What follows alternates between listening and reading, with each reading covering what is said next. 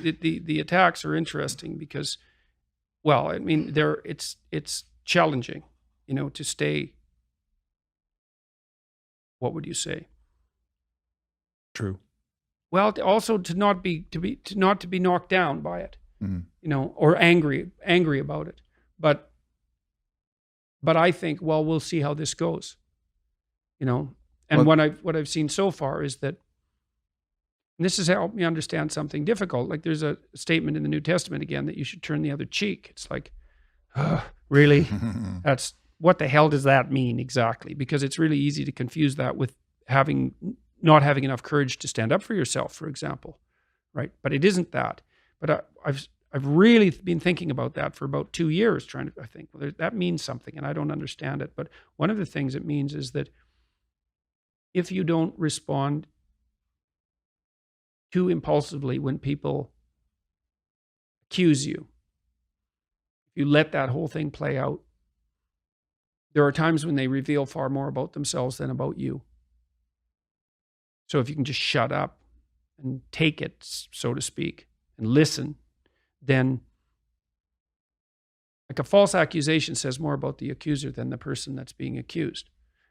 The accused person has to make sure that they don't fold and apologize and manifest excessive signs of guilt and all that. And imagine this. Imagine you go up to someone and you slap them in the face and they don't react. They look at you with a warm smile and turn the other cheek. Is that more intimidating than the person's like, ow, why did you do that? And gets all fired up. Like that person you understand. The other person's like, holy shit, that person just turned the other cheek. That is a bad motherfucker. Like I do not want to mess with the guy who's like, oh, that was your best shot? Oh, that was cute. I love you anyways. Right. Like that's a different thing. That's recognizing the true power of who you are, the invincibility of the spirit and of the soul, and being grounded in something that can't be buffered and battered around by well, maybe that's why it's better others. to seek peace than victory. If you have any sense, you seek peace. And so, and in the situations I've been in with the journalists that have gone after me, it isn't that I wish them defeat, because I don't.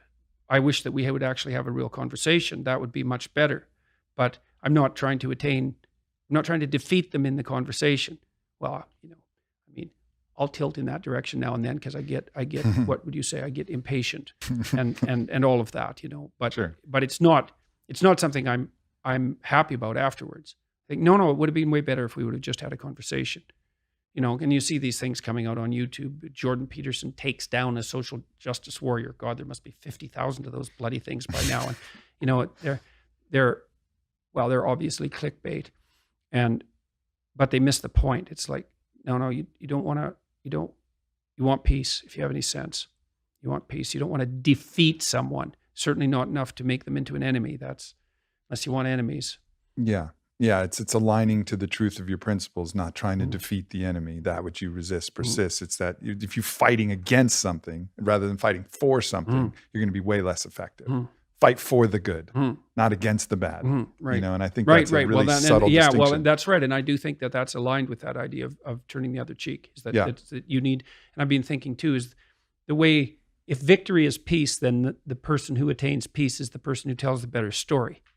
It's a competition between stories. And I think that's also what's playing out right now in our cultures. There's a collectivist story that's being purveyed, and there's an individualist story that's being purveyed. And well, we'll see which one prevails. I think the individualist story, it's not selfish individualism, obviously. It's enlightened individualism.